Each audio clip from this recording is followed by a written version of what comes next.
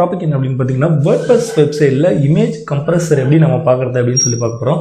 ஆக்சுவலாக இதுக்காக நிறையா பிளகின்ஸ் இருக்குது. பட் இன்றைக்கி நான் பார்க்க போகிற பிளகின்ஸ் என்ன அப்படின்னு பார்த்தீங்கன்னா ரொம்ப ஒரு அட்வான்ஸான பிளகின்ஸ்.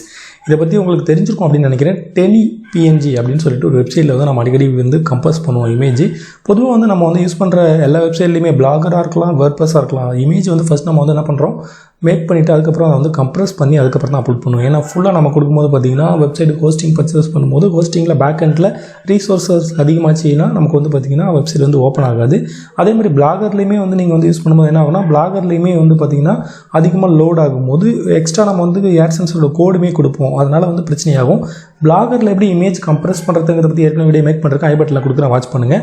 பட் வேர்ட்பிரஸ்க்குன்னு பார்த்தீங்கன்னா மல்டிபிள் பிளகின்ஸ், நிறைய பிளகின்ஸ் இருக்குது, நம்ம வந்து அப்லோட் பண்ணி ஒர்க் பண்ணலாம். பட் அதுலேயுமே one of the best plugin இது வந்து பார்த்தீங்கன்னா ஃபஸ்ட்டு உங்களோட வேர்ட்பிரஸ் வெப்சைட்டில் போய்ட்டு பிளகின் ஆப்ஷனில் போயிட்டு ஆட் நியூ பிளகின் கொடுங்க.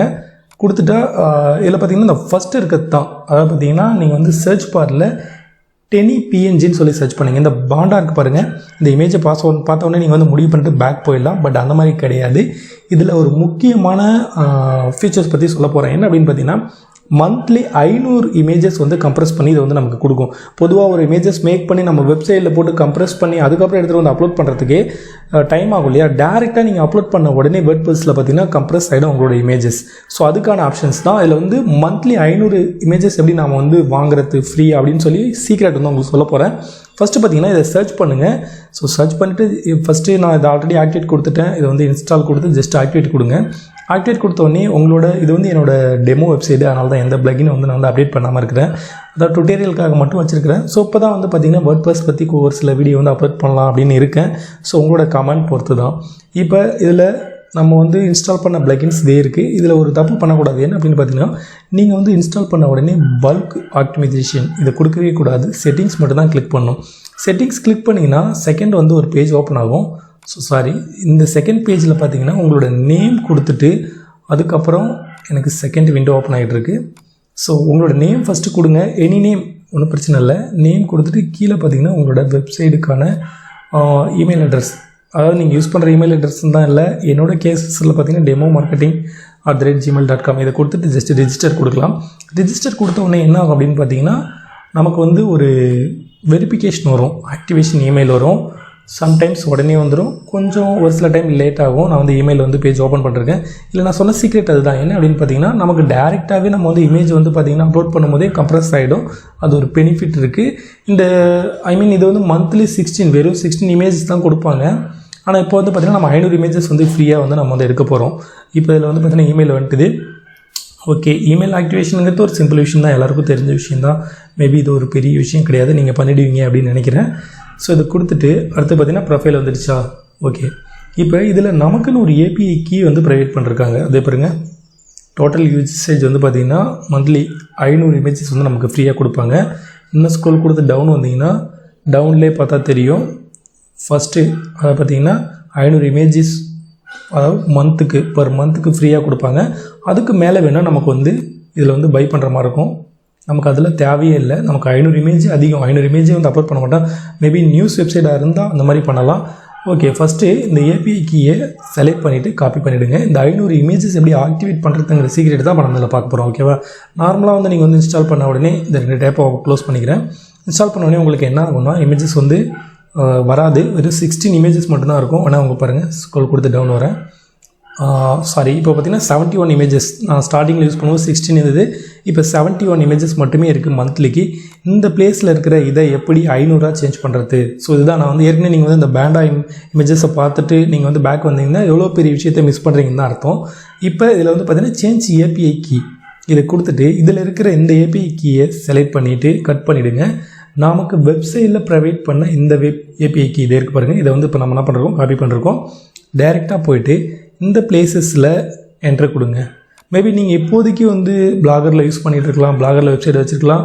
ஃப்யூச்சரில் டெஃபினட்டாக உங்களுக்கு WordPress வந்தே ஆகணும், எல்லோரும் வருவாங்க ஒரு காலத்தில்.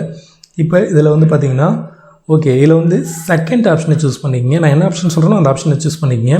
சூஸ் பண்ணிவிட்டு இப்போ கீழே வந்து பார்த்திங்கன்னா நமக்கு 71 இமேஜஸ் இருக்குது. இதில் மேலே ஒரிஜினல் சைஸ் மட்டும் வச்சுட்டு கீழே இருக்கிறது எல்லாத்தையுமே வந்து பார்த்திங்கன்னா அன்செக் பண்ணுங்கள். நீங்கள் அன்செக் பண்ண இமேஜோட சைஸ் வந்து பாருங்கள் அதிகமாகிட்டே இருக்குது பாருங்கள். ஓகே, எல்லாத்தையும் அன்செக் பண்ணிவிடுங்க. அன்செக் பண்ண உடனே பார்த்தீங்கன்னா உங்களுக்கு 500 இமேஜஸ் வந்துடுச்சு. ஸோ இந்த சிம்பிள் ட்ரிக்ஸ் தான் நம்ம வந்து பார்த்திங்கன்னா காமன் ஒரிஜினல் சைஸ் மட்டுமே நம்ம வந்து ஒரிஜினல் இமேஜ் மட்டுமே கம்ப்ரஸ் பண்ணுறோம் இல்லையா. ஸோ அதனால் நமக்கு வந்து பார்த்திங்கன்னா எக்ஸ்ட்ரா இந்த சைஸ்லாம் தேவையில்லை. இதை மட்டும் அன்செக் பண்ணிவிட்டு ஜஸ்ட்டு சேவ் சேஞ்சஸ் கொடுத்துருங்க. சேவ் சேஞ்சஸ் கொடுத்தீங்கன்னா வித்தின் செகண்ட் உங்களுக்கு வந்து பார்த்திங்கன்னா சேவ் சேஞ்சஸ் ஆகிடும். ஓகே, இதில் ஒரு பெரிய விஷயம் என்ன பாருங்கள், செட்டிங்ஸ் சேவ்டு. நீங்கள் போஸ்ட் எழுதும் போது போஸ்ட் ரைட் பண்ணும்போது சொல்கிறேன், கண்டென்ட் வந்து ரைட் பண்ணும்போது எவ்வளோ விஷயங்கள் வந்து நம்ம வந்து அப்லோட் பண்ணுற மாதிரி இருக்கும் நியூ போஸ்ட்டில் போனால். அப்படி நம்ம போகும்போது பார்த்திங்கன்னா நமக்கு இமேஜஸ் வந்து டெஃபினட்டாக யூஸ் பண்ணுற மாதிரி இருக்கும். ஏன்னா வந்து எந்த ஒரு போஸ்ட்டுக்குமே இமேஜஸ் அண்ட் வீடியோஸ் ரொம்ப முக்கியம். அதில் மெயினாக வந்து ஃபீச்சர் இமேஜஸ் நம்ம கண்டிப்பாக யூஸ் பண்ணுவோம். டெஃபினட்டாக எக்ஸ்ட்ரா இமேஜஸ் யூஸ் பண்ணும்போது அதை கம்ப்ரெஸ் பண்ணுறதுங்கிறது வந்து ஒரு லாங் ப்ராசஸ். நான் சொன்ன மாதிரி ஸ்டார்டிங்கில் சொன்ன மாதிரி மேக் பண்ணி அதை எடுத்துகிட்டு வந்து திரும்ப எனக்கு வந்து இன்டர்நெட் கொஞ்சம் ஸ்லோவாக இருக்குது, இல்லைனா டெமோ பார்க்கலாம். அதை வந்து மேக் பண்ணி நம்ம எடுத்துகிட்டு வந்து போகிறதுக்குள்ளே ஒரு 600 KB 500 KB இருக்கிற இமேஜஸை நீங்கள் டேரெக்டாக வந்து அப்லோட் பண்ணும்போது என்ன ஆகும் அப்படின்னா உங்களுக்கு வந்து அது வந்து கம்ப்ரெஸ் ஆகிடும். கம்ப்ரெஸ் ஆகியே வந்து பார்த்திங்கன்னா அப்லோட் ஆகும்.